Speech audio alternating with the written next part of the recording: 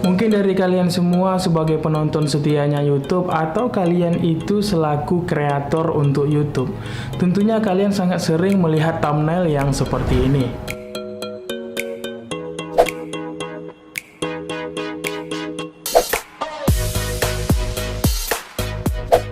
Thumbnail yang seperti itu biasanya kita melihat di channel YouTube-nya si Atta Halilintar atau adiknya yaitu Saih Halilintar, atau yaitu yang suka eksperimen yaitu Yudis Ardana. Nah, di konten-kontennya mereka tadi itu kalian pasti menemukan thumbnail yang seperti udah aku tampilkan di video kali ini. Dimana thumbnail tersebut kelihatan di bagian objeknya itu kelihatan lebih glow dan juga di backgroundnya itu kelihatan ada motion blur. Nah, di video kali ini aku akan memberikan tutorial ke kalian semua bagaimana cara kita membuat thumbnail seperti youtuber-youtuber yang terkenal. Thumbnail seperti itu mungkin udah menjadi thumbnail kekinian yang dimana youtuber-youtuber banyak yang menggunakan konsep thumbnail yang seperti itu. Memang sebenarnya thumbnail itu memang harus kita buat semenarik mungkin dan sekreatif mungkin, dan kita harus membuat bagaimana agar penonton itu tertarik untuk mengklik video yang udah kita buat.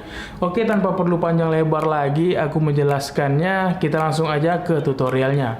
Oke, sebelum kita menuju ke tutorialnya, tahapan untuk membuat thumbnail ini aku bagi menjadi 5 tahapan, yaitu yang pertama kita harus menentukan dulu gambar yang akan kita jadikan thumbnail nantinya.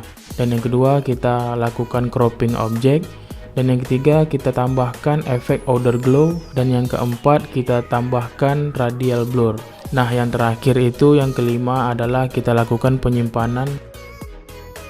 Tahap awal yaitu kalian harus menentukan gambar. Misalkan pada video aku ini, aku ingin mengambil gambar dan akan aku simpan menjadi JPEG, yaitu dengan cara export frame. Kemudian kita buat namanya, kita browse di sini dan pilih di mana tempat penyimpanan yang akan kita simpan. Lalu klik OK. Oke, selanjutnya kita membuka Adobe Photoshop. Di sini kita menggunakan Adobe Photoshop. Bagi teman-teman menggunakan Adobe Photoshop versi berapa terserah. Di sini aku menggunakan Adobe Photoshop CC 2018.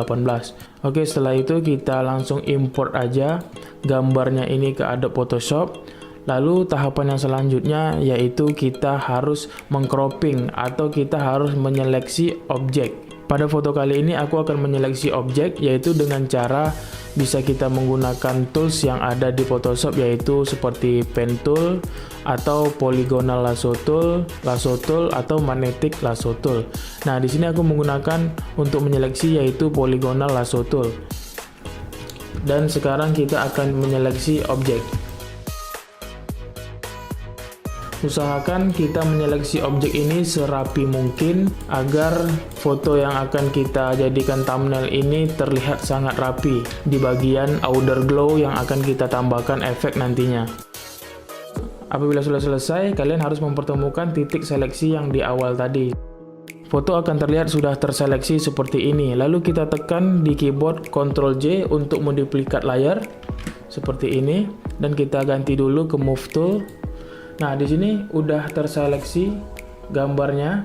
Kalau misalnya kita nonaktifkan layar yang di background seperti ini, maka dia udah terseleksi seperti ini ya. Tahapan selanjutnya yaitu kita menambahkan efek outer glow dengan cara di bagian layar di bawah sini ada efek, yaitu kita klik dan kita tambahkan outer glow. Lalu opacity bisa kita atur. Di sini aku buat 70 untuk opacity, dan kalau misalnya kalian ingin merubah warna dari outer glow-nya ini bisa klik color yang ada di sini, lalu kalian bisa pilih warna sesuai dengan kebutuhan kalian. Nah, di sini aku memilih warna kuning, lalu klik OK. Nah, di sini spread-nya aku buat 0, untuk size bisa kalian sesuaikan dengan kebutuhan. Di sini aku cukup buat menjadi 100.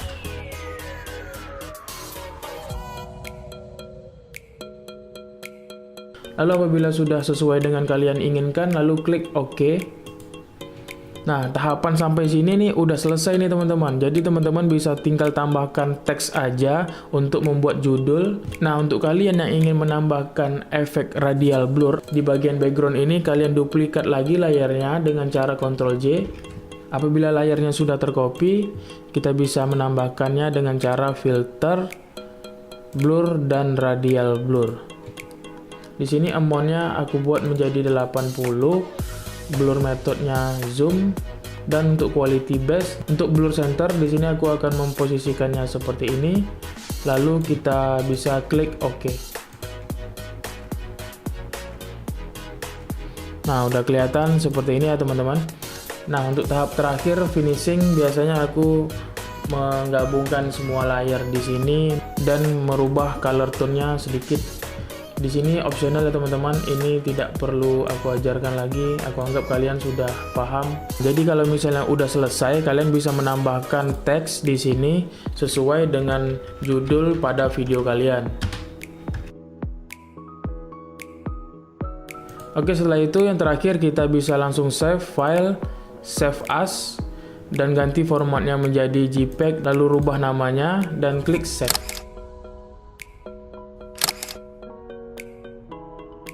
Nah, bagaimana mengenai tutorialnya? Sangat mudah kan? Silahkan tinggalkan komentar kalian di bawah bagaimana menurut kalian mengenai tutorial di video kali ini. Semoga video kali ini bermanfaat untuk kalian semua, dan jangan lupa untuk kalian share video aku ini ke teman-teman kalian semua. Kalau misalkan kalian memiliki kritik dan saran agar aku ini membuat konten apa lagi ke depannya, silahkan tinggalkan komentar kalian di bawah. Oke, mungkin cukup sekian dulu untuk video kali ini. Aku Dika Adrian mohon pamit. Sampai jumpa di video-video aku selanjutnya. Keep solid and be creative. Peace out. Dadah.